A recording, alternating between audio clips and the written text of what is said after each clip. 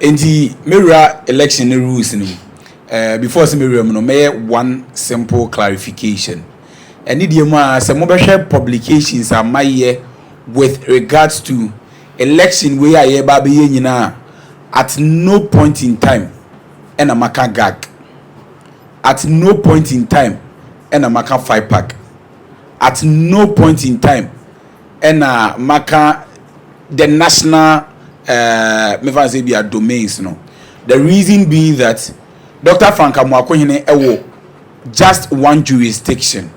The jurisdiction and answer baby or year adwuma ni esi baby ba akopɛ. Esi Asante Mantem. He cannot go beyond the Ashanti region.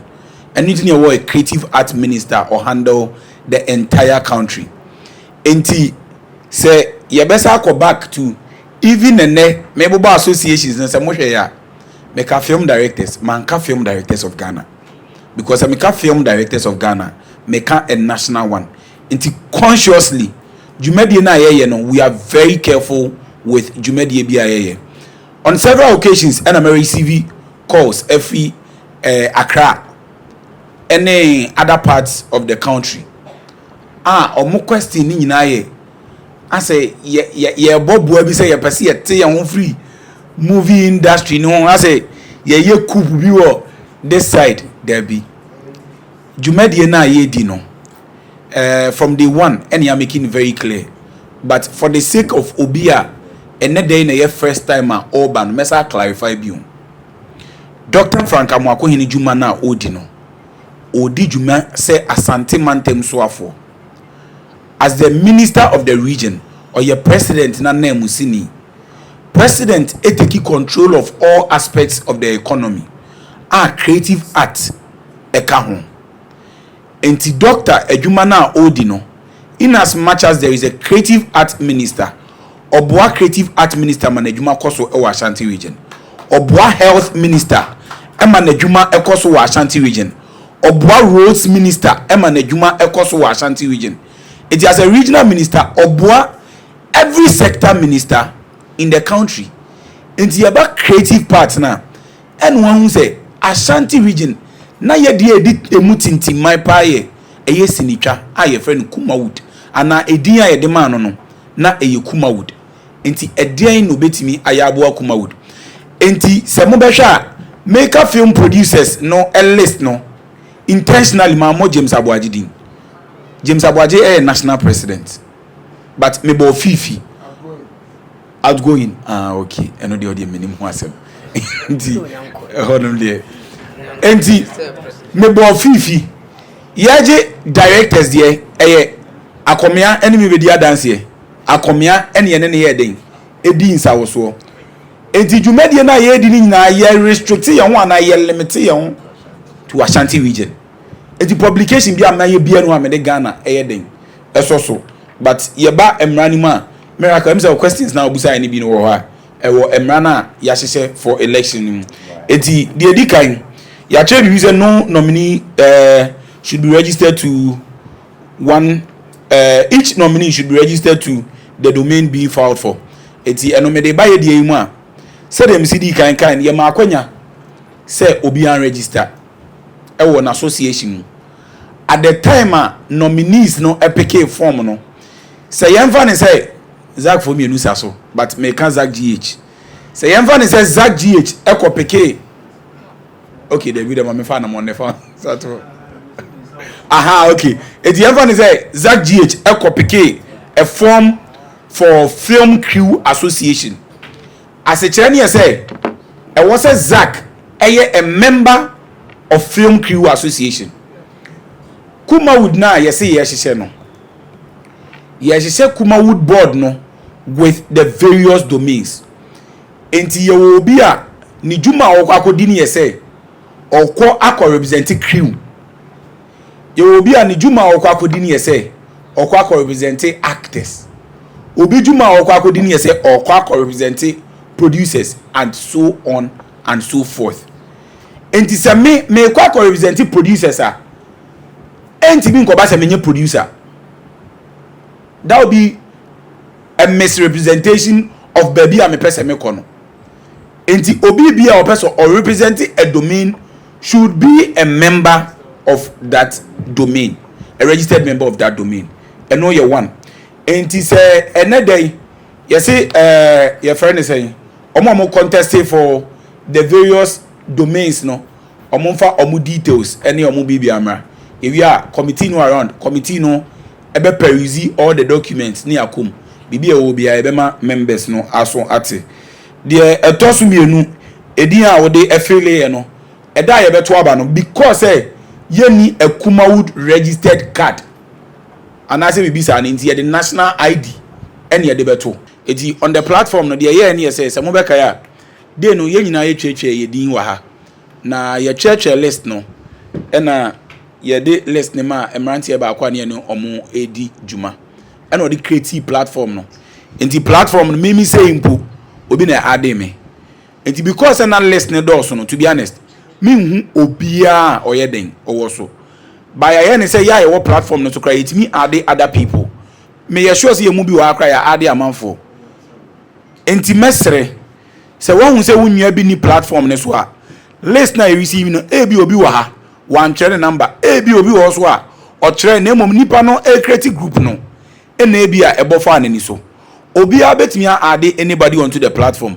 However, se wo de wuntimi nyesa uti amenan so se kwadwa na amansa ni so a nipa bebre afre me obi frɛ me ana ma ade no enu ntira abro e ka chem se ye kopie mo Angel FM o prompt me a hono ma na me yeden me ade no enti se yen ade obi a enye boapayo se ye pese yi obi frim na ye de obi ka ho ebi a eye ani na yeden abafa so enti mesere obi oni platform ni so bia wo de ye pon a me a me ade o ana obi o wa bia betimi a ade sa nipa no question na etoso eye say omo a omo ni ha ene no omo be de na omo nso ato aba no ana omo na omo ni platform no so ene omo ensa eni ha no enti ti said na make no ene committee no agi atum say ye be ma domain executives no that platform say ene no yensa mbiem na yen register omo a omo nim. The problem or the challenge right now is say obi wa ha na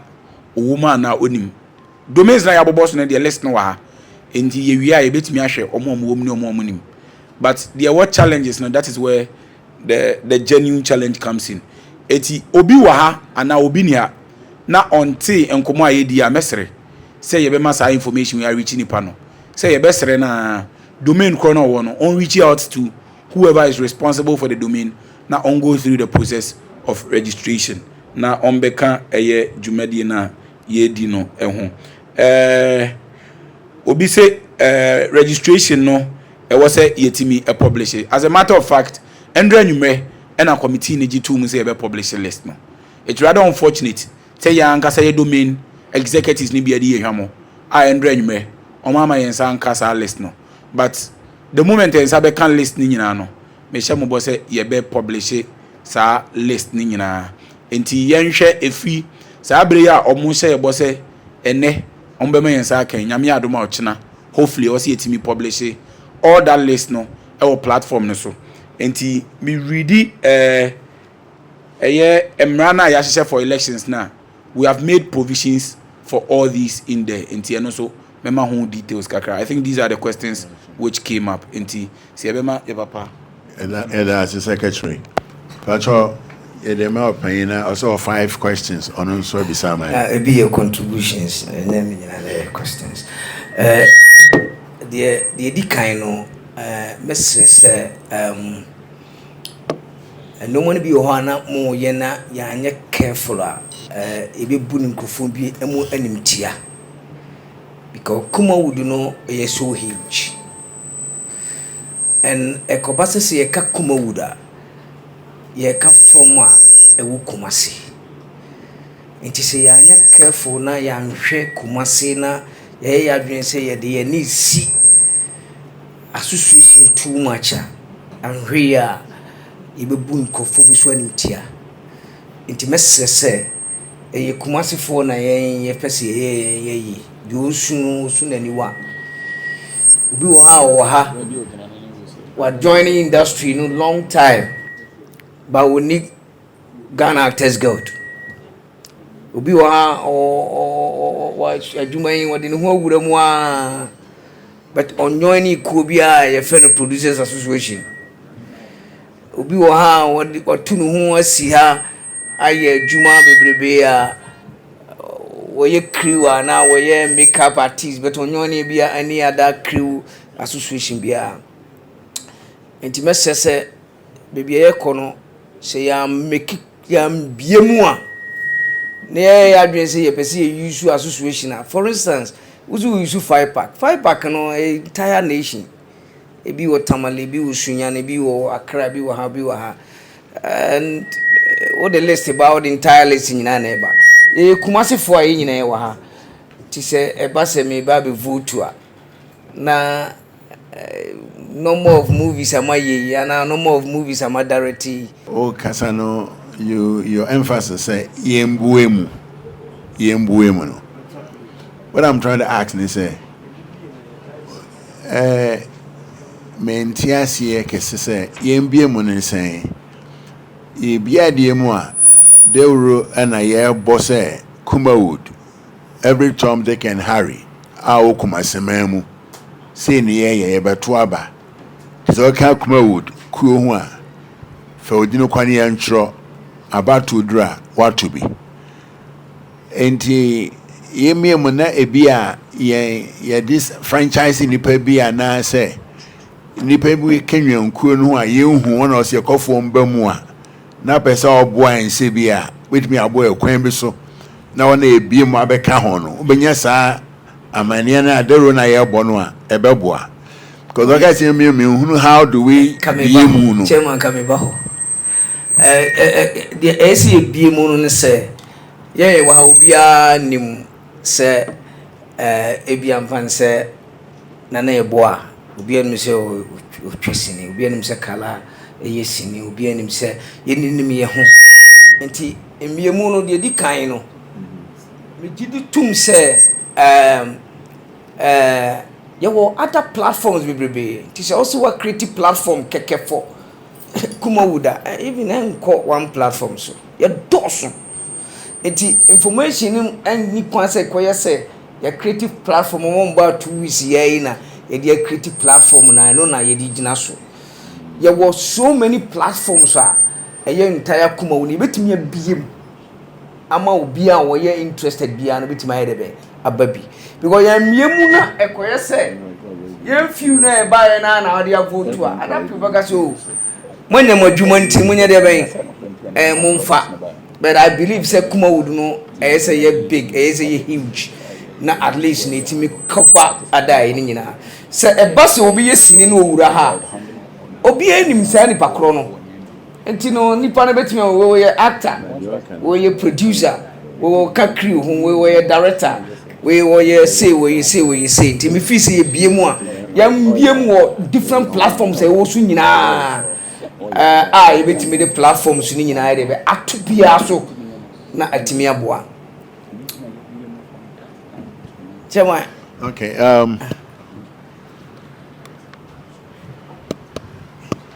me pese ne biemu a wo twemeti ase se meti ase a panyin tena se wi anu makasa wonya ba bi tena enra akasa fine pa angel good if I want show ebusuade ne ye no me mpese obia beka ne kasa bo ahye ne yam opanyin trese Kumawood fraternity ne dawson pa obi okra na o Kumasi wakan ho so na otu kwan no ababi aya wada na afiada obedu yada no ate se yesi Kumawood mikro ne eto aba o RCC ai bi nyina anim no wancho ne din wo enwoma mu no waba ha bi sai nipa no o mo sai bi na woka no obeden no ato aba no right sana woka pacho ni diem sanyamche pacho muntie me the everything make check and no metiasie but problem o money say yemfa Ghana about to cry yemfa to home Ghana be to aba ye twamre say emre we obi an kwotro ne din emre ne pa ho one contra na yama grace period yes yes an open register wa one tro no wa tro ko hwese from so new de ho a ye close a ya close awie sesan gan ye to yaba good idea me pese misia me cha oba bo na betie ne se de wo ka no me pan ye Thomasum but ye dwumadi a minister de amana ye die no ye omre eda ho sie ka se ye biemu na bisa wo chese ne be call tell Sonia ko radio Sonia announce the whole Ghana am obi ate Kumawood say na ekwa ye mra ye wo no penfo ye ntimi ye dan eni so but my home point no time frame na we ntimi ye dan ye ntimi no so enti mesre say ye badwen ho ye ni an ye de ye ho say emra ya hwese ya close register no ena se bia ne panyina kan ye ni e beka say ye ma da konemi nu bi enka ho ne ye modawro na dodo no a omo ye ntime register in Ghana ye no a that's all we can do ba ye ntime enka say ye twen na edi akosi daban ena obi a register eno ntime enye adwuma sa ma yen emoye Chama say na make can be maybe onyantimasi. I'm not saying say ye mu say ye mamre bia. Em say papa can say be say oni onwani ko bia. Onwani ko bia obi asum zo yesini. Na u use other association e dey aye. And one say amana kwan wa twero ye nyanim so ye actor. Oka Kumawood ho yamana kwan na twero. I'm not saying say mo de ma ye no na mun change no nemom ye miem say me man ye tu yenka ye chin say to ni ban ni din book no kra man tro aha me che say edin na ye be trocho sese yi no aya tro no according to awuche no che say omo a mama nyina ha na bia na we Yes. omo a omo no atro omo din no association like a 5-pack. Let me use the 5-pack domains 5-pack. Now, can we another confusion back because okay 5-pack. I need you man can 5-pack. Me chim kakra. You wa Ashanti 5-pack. You wo Akan. You will be also on your Ashanti 5-pack on your Akan where you producer. I want to know what born home day was sentiment. We are talking about our kingdom and we are talking about you know. It me just say. You me say. Me a producer me join 5-pack. Ye biem say me pe tro me din. Me tro me din a fifin nim me say me join 5-pack. Fifin nim say me we dey mod 5-pack na obi a we dey Kumawood. Kumawood ni ye biem say and then person me to abane bi. Person to my directors. But me join directors girl.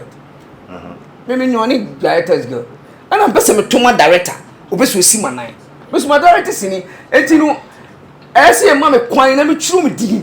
Okay. Mama kwan mama tru me din. Ah nipa nyina so nim say me ye de be me twasini. E dey say wan ye say na ye say uko use national event saying data. The national data no dey including entire Ghana nyina. Yesu no yesu yaniwa. Etino me feel say ye miem say director who person will be ready say wodin a you say yeah obi wa ha e bi kura we meeting just starting day 1 wa ba bia be sisabre na say also wo to abanti no nya part of ya nya fair okay me akafo me che na say ka krani die man obi okwan so ni die me pa cho the open can ya tenase ba em say ye ma wuche kwan na rules na dey to aba no em so kika no ya me na enwie e na sticky questions no mummy ensem reka krama wuche na rules na committee na ye dey to aba no e bi o ken kan ni nyina ma ewie a e be di me solve questions no